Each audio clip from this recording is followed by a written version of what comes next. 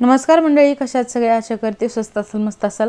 मी वर्षा तुम्हा सर्वांचं आणखीन एका नवीन ब्लॉगमध्ये खूप खूप मनापासून स्वागत करीत आहे। तर मस्त असं पावसाळी वातावरण, पाऊस सुरू आहे त्याच्यामुळे सगळीकडेच पावसाळी वातावरण सुरू आहे। सो समोर हे गार्डन कधी काळी मुलांनी गजबजलेलं होतं। मुलं या ठिकाणी क्रिकेट खेळत होती, पण आता स्कूल चालू झालेले आहेत आणि त्याच्यामुळे आता खेळणं बंद झालेलं आहे मुलांचं। पाऊस पण येत आहे, आता तिथं गवत येत आहे। सो मस्त असा पाऊस येत आहे। खूप दिवस झाले ब्लॉग शेअर केला नव्हता, म्हटलं चला ब्लॉग शेअर करावा। त्याचबरोबर मस्त असा संध्याकाळचे 5 वाजले होते, बाहेर पाऊस पडत आहे, तर कांदा भजी बरेच जण करतात। सो मी चहा ठेवलेला आहे आणि त्या दिवशी मनी प्लांट मी लावलं होतं, तर कट करून तो मस्त असं मनी प्लांट सुद्धा चिटकलेला आहे। हे पावसाळ्यामध्ये नवीन नवीन झाडं लावायची मज्जाच काही वेगळी असते। काय करते? कोणता? Wow, beautiful.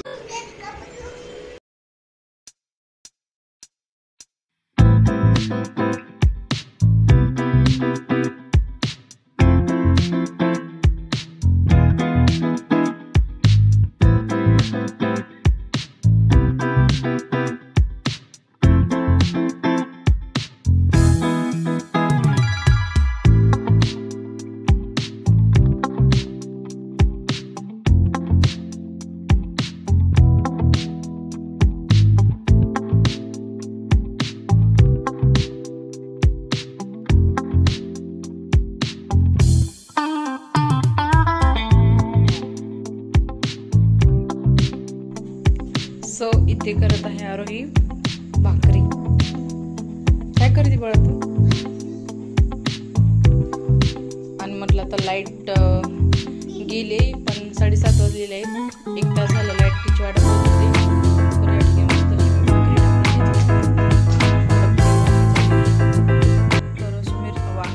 लाईट आली।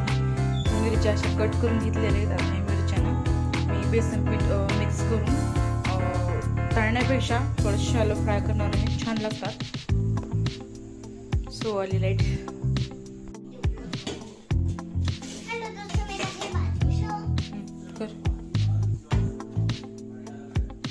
आता मी चिवडा बनवत आहे सोद्यानी।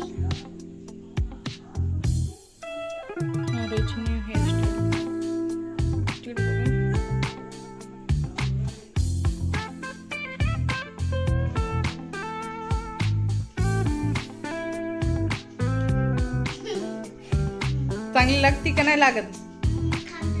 खाऊन बघू। सो लहानपणी कुणी कुणी तेल मीठ आणि भाकरी खाल्ले, सो कमेंट मध्ये सांगा विसरू नका। आरोही लहानपणी मी अशी द्यायचे, मऊ मऊ भाकरी तेल मीठ लावून।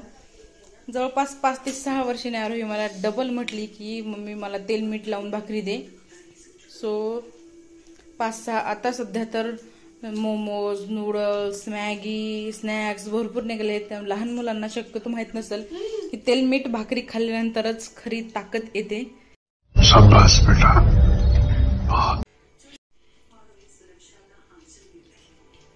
वाव, लय भारी झाली तुमच्या। खूप शिक्षण हवा। खूप लाईक करे, सबस्क्राइब करे। मी तर सुद्धा झाले, तर एक टेस्ट घास करून बघितला, एकदम भारी लागते। शेंगा भाजलेल्या आहेत। उद्याच्या टिफिनसाठी मी तर कारलं कट करून ठेवते। अशा पद्धतीचं रेसिपी नंतर तुमच्यावर शेअर करेल।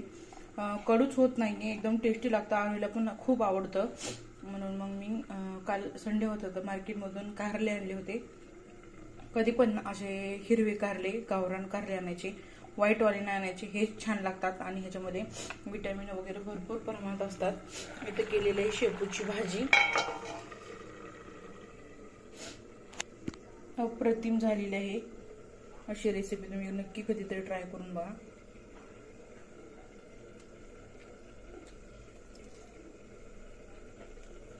एक नंबर। ककडी खाल्ल्यासारखंच, मिरची खाल्ल्यासारखी तर वाटतच नाही आणि तिखट पण नाहीये। सकाळी सकाळी गडबड असते, सो आरोहीचा आवरून दिले, त्यांचा डब्बा दिला। कारल्याची भाजी चपाती केली होती, रात्रीची एक मिरची उरली होती, सो मी तोच नाश्ता केला।